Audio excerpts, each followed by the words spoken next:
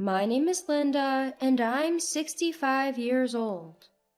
I lost my husband to illness about 10 years ago. Recently, I retired from a long career in elderly care. Now, I live in the home my late husband left for us, sharing it with my eldest son and his wife. My younger son and his wife live nearby and often check in on me. Both of my children are married, and with my retirement, I was just starting to think about what my next chapter would be. But there's something that's bothering me. It's my eldest son, Charles, and his wife, Elizabeth. At first, they lived on their own, but about a year ago, they suddenly showed up at my doorstep with their bags packed. Charles works for a big corporation, and Elizabeth is a doctor at a reputable hospital. It didn't make sense that they'd be strapped for cash.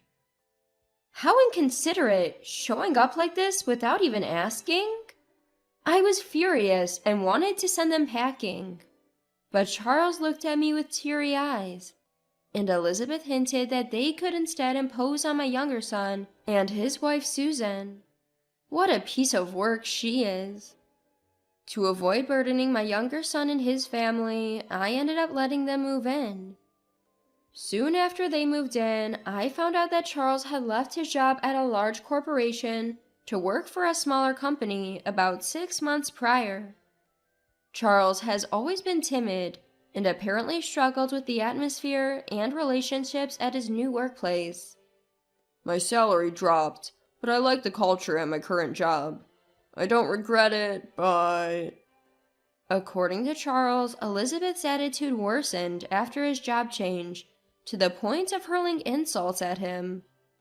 For example, she'd say things like, "You moved to a lesser company. You should be handling all the housework," and squandered money without thinking, saying, "Let me shop how I want.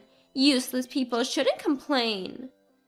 At first, Charles tried to meet all her demands, but juggling work and household chores was too much for him.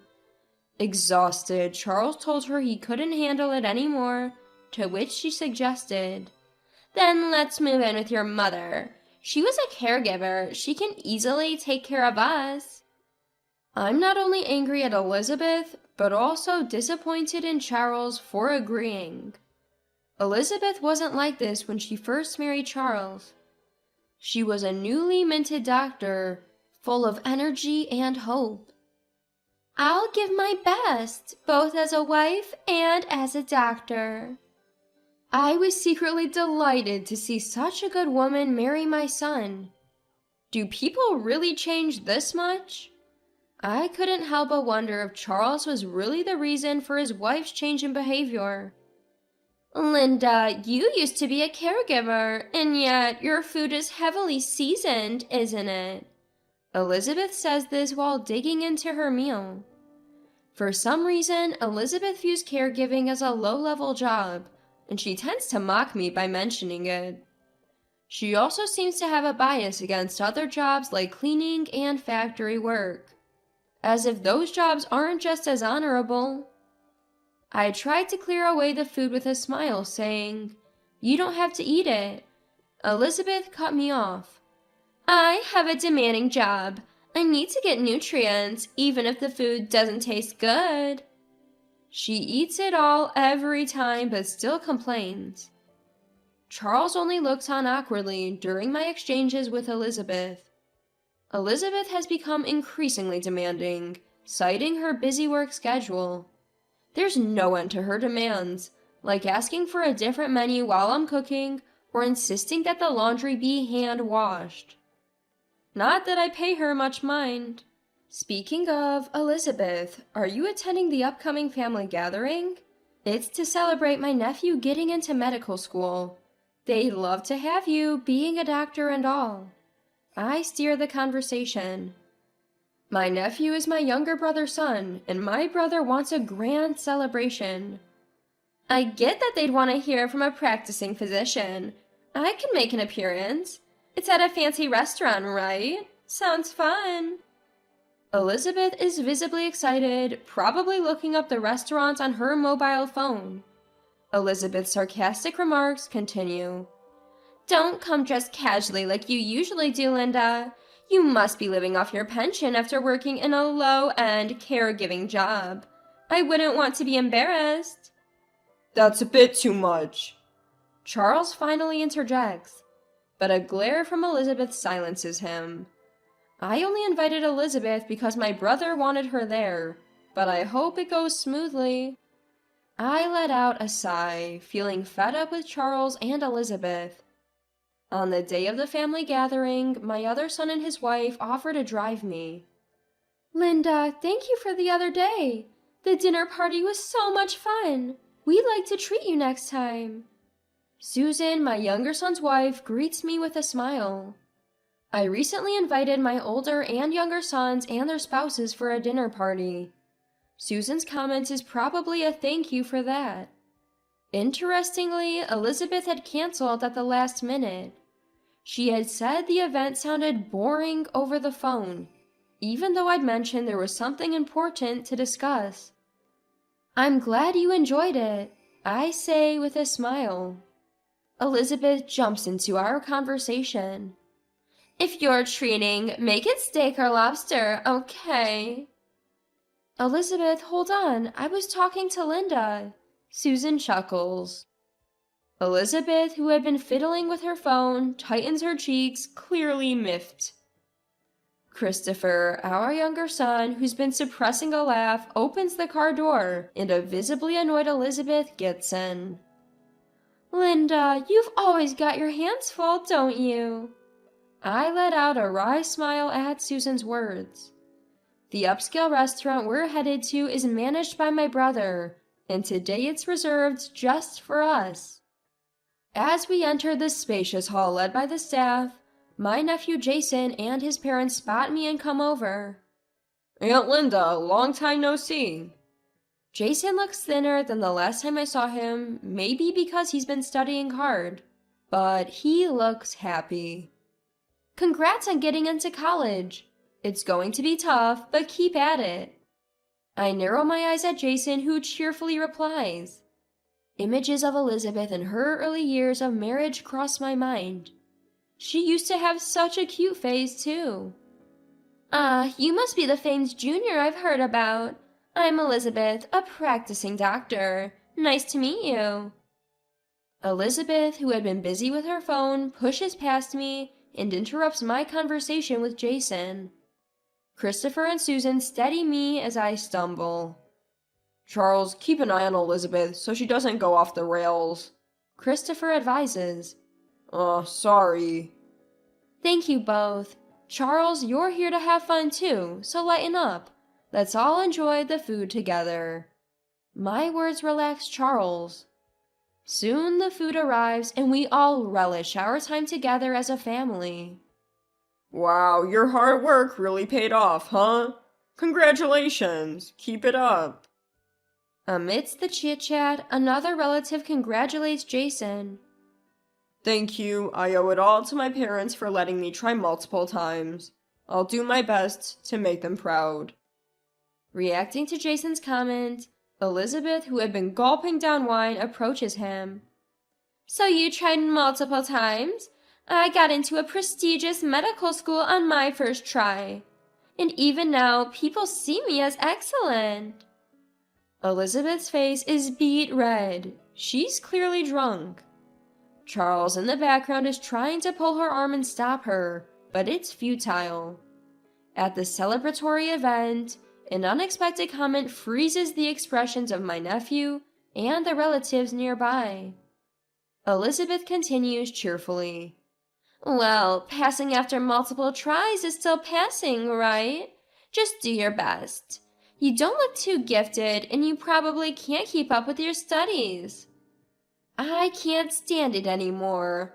I rush up to her and scold, Elizabeth, enough is enough. That's way too far, even if you're tipsy. Apologize. Elizabeth seems to finally notice the stares from everyone around her. Instead of showing any remorse, she snaps back at me.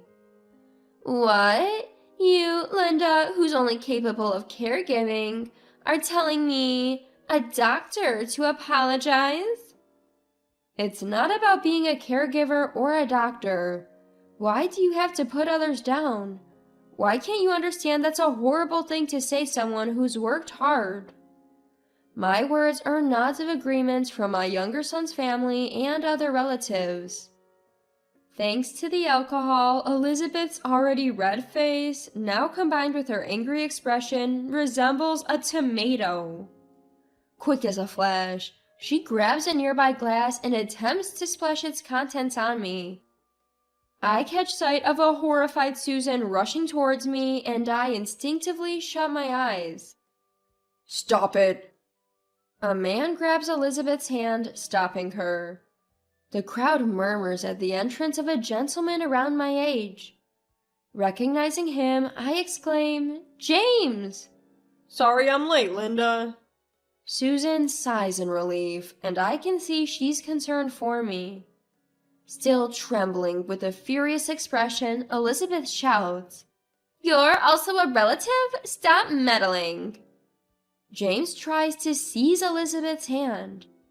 He looks at her with pity and says, It's surprising someone like you is a doctor.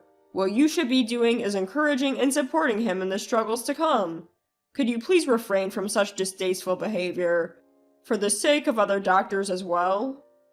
My nephew awkwardly shrugs his shoulders. The surrounding family and Christopher are encouraging him, saying, Don't worry about it. Elizabeth, this is James, who is going to remarry Mom. "Remarry?" Shocked by Christopher's words, Charles explains, Remember that dinner you suddenly decided not to attend? That's when we introduced him to the family. He's practically family now, so he was invited today. Elizabeth yells, "I wasn't told about this!" To which my elder son replies, We did tell you, and shrugs his shoulders. Eventually, Elizabeth snorts. "Seriously, you're getting remarried at your age? Isn't that embarrassing? I bet your partner is just like Linda, living off a pension. Why don't you give Linda's house to Charles? That house is too good for her anyway. Broke pensioners like you should just leave and live in a cheap apartment with your new spouse." For the first time in my long life, I was rendered speechless by anger. My fists shook. I can tolerate her mocking me, but insulting James, who agreed to spend the rest of his life with me, is unacceptable. "Don't you know, Elizabeth? James is the brother of the hospital director where you work." Susan, who had been pale since Elizabeth's rant began, revealed James's identity. "Wait, what? My director's brother?" A dumbfounded Elizabeth receives a wry smile from James. I'm just a humble town doctor. I don't have the high-ranking position my brother has. I've heard from Linda and my brother that you're quite the problem child. Despite your skills, you're disrespectful to patients, and complaints about you are numerous. Elizabeth's face turned pale, as if her buzz had instantly worn off. James had humbly understated his own accomplishments. He was a respected doctor who had branched off from a big hospital to lead his own private practice. Many of my relatives are his patients, and he's well regarded. A murmur of agreement ripples through the crowd, even some laughs tinged with scorn. "What is this? I didn't hear about any of this." Elizabeth, visibly disturbed, drops her phone. As a senior physician and a medical professional, she probably thought she would be praised by everyone. Picking up the phone, Charles's expression darkens instantly. For once, Charles, who usually remains still or shows only fear, clearly displays his anger. Peering into the phone screen, Christopher, Jason, and the rest of the relatives also look disconcerted. "Hey, give it back!" Elizabeth lunges clumsily at Charles but trips, falling flat on the ground. Charles looks down on her coldly. We're getting a divorce. Charles hands me the phone with a curt remark. Both James and I look at the screen, our eyes widening. Messages between her and a man appear. Family gatherings are so boring. If I'm going to a fancy restaurant, I'd rather go with you. And I shouldn't have come. Should have just gone on a date like usual. Cheer me up after this, okay? Let's get all lovey-dovey. Elizabeth's messages, coupled with replies, reveal an unmistakable romantic relationship. Cheating? No wonder she's always on her phone. I glance at Elizabeth, her face drained of all color, completely pale. From red to blue and finally white. Rare to see someone's face change color so drastically in such a short amount of time. Wait, hold on. Talking about divorce isn't something we should do here, is it?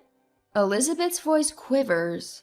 Charles retorts, Says the person who made inappropriate comments and disrupted everyone. I can't help but agree. I've asked Charles before, have you ever thought about divorce? No matter how coldly or harshly he was treated, he never mentioned divorce. From an outsider's perspective, the reason must have been love, and nothing else. The moment he saw Elizabeth's phone, whatever love remained must have vanished. Finally breaking down, Elizabeth burst into tears. I'm so sorry. I apologize for everything. The affairs, all of it. Please forgive me. Her pathetic cry echoes through the air. Then, unsolicited, Elizabeth starts spilling the beans through her tears. How she got carried away thinking she was special because she's a doctor. How she met someone better than her husband Charles and got carried away. And how she wanted to push all the housework and troubles onto Charles and me, so she could have fun with her lover. All excuses, I think, a dry smile crossing my lips. Charles thought her behavior changed due to a job shift, but that wasn't it. The timing of his job change probably coincided with when she started cheating. I grab Elizabeth's arm and make her stand. Elizabeth, if you're going to apologize, show it in your actions. We'll talk later. Don't make everyone else uncomfortable any longer. Upon hearing my words, Elizabeth apologizes deeply on the spot, tears streaming down her face. After the dinner party wrapped up, Charles and I immediately went to apologize to Jason and his family. My second son and his wife, along with James, followed us. Jason's dad, who is also my younger brother, was furious, but Jason was smiling. Today taught me that arrogance leads to ruin. When I become a doctor, I'll make sure not to make the same mistakes as Elizabeth. Jason's parents said they were mad at Elizabeth, but grateful to us for trying to stop her. They forgave us. Also, congratulations on your remarriage. Aunt Linda, you've always been dedicated to caregiving, and you're an incredible person to your family and others. My parents and I know that. So, I wish you all the happiness. At Jason's words, everyone else remembered and James and I were showered with blessings from relatives. Elizabeth was sulking in the background, glaring in our direction. A divorce discussion with Charles is looming for her. Elizabeth's divorce seems inevitable. Months later, as my eldest son divorced, I remarried James and we lived together. Turns out Elizabeth's affair was with a married man. The damages claimed from Charles and the lover's wife will likely be substantial. Additionally, Elizabeth lost her medical license due to her existing bad reputation and her affair with a married man. I imagine she'll have to make a living in some job she once looked down upon. As for me, I continue my work as a caregiver in my husband's private hospital. I just love this job. My home after remarriage, and now houses Christopher and his spouse. Charles, who was supposed to inherit the property, declined. He handed me some money afterward, saying it was a matter of settling things. I couldn't refuse. Charles apologized again, pledging to change his weaker self, and now lives alone in an apartment. Just the other day, I got word that Susan is pregnant. I can't wait for the arrival of my grandchild.